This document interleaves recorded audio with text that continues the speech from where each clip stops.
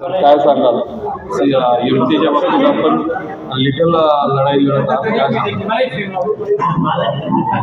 Maharashtra agriculture काउन्सिलमध्ये सुरू असलेल्या गैरव्यवहारासंदर्भामध्ये मी माननीय महाराष्ट्र सरकारकडे तक्रारी केल्या होत्या, केंद्र सरकारकडे तक्रारी केल्या, परंतु या तक्रारीची कसल्याही प्रकारची दखल गव्हर्नमेंटने घेतली नसल्या कारणामुळे मी मुंबई उच्च न्यायालयाच्या औरंगाबाद खंडपीठामध्ये याचिका दाखल केली व याचिकेमध्ये माझ्या 4 मागण्या होत्या. त्या 4ही मागण्या माननीय हायकोर्टाने मान्य केल्या. त्यातील प्रथम मागणी जी होती त्या ठिकाणी निवडणुकीसंदर्भातली 3 महिन्याच्या आत निवडणुका घेण्यासंदर्भात गव्हर्नमेंटला त्या ठिकाणी हायकोर्टाने आदेशित केलं आहे व बाकीच्या 3 मागण्या ज्या आहेत त्या भ्रष्टाचारासंदर्भातल्या याची पण चौकशी करण्यासंदर्भात हायकोर्टाच्या निकालामध्ये स्पष्ट उल्लेख केलेला आहे. सर काय सांगाल एमसीएच्या भ्रष्टाचाराच्या बाबतीत आपण बोलताय, काय सांगाल?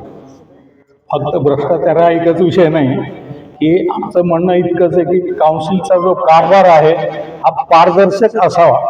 जसं डॉक्टर सावंत यांनी त्यांना हे मागितलं होतं की तुमचं ऑडिट रिपोर्ट द्या, 5-6 महिने झाले ते द्यायला तयार नाही. आणि त्यांच्या बऱ्याच मागण्या होत्या. दुसऱ्या एक तर पहिली प्रशासकाला हटवून इलेक्शन घ्यावी मेन मागणी होती आणि कारभार पारदर्शक पाहिजे. तर ते जे काही डॉक्टर सावंतनी आरोप केले त्याची चौकशी करा.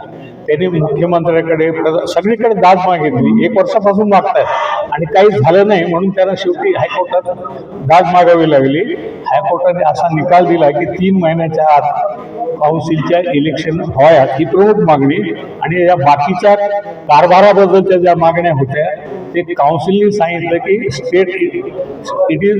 स्टेट शुड एंडेवर की ह्या बाकीच्या ज्या मागण्या आहेत त्याच्यावर विचार करून काय तो निर्णय घ्यावा, हे स्टेटवर सोडून जातात. एमसीए 3 महिन्यात निवडणुका घेतील असं आपल्याला वाटतं का?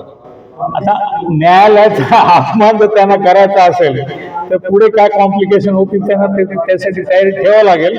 पण शक्यता ही आहे, हा सध्याचा जो प्रशासक आहे तो पोहोचलेला माणूस आहे, तो निवडणुका होऊ नयेत यासाठी जीव तोडून प्रयत्न करेल. आणि त्यासाठी आम्ही ह्या फक्त निकालाच्या भरोश्यावर तुम्ही जो प्रश्न विचारला तसं आम्हालाही शंका आहे की सरकार निवडणुका घेईल की नाही. त्यामुळे निवडणुका घेण्यासाठी आम्ही प्रेशराईज करणार आणि आमचा लढा चालूच राहणार.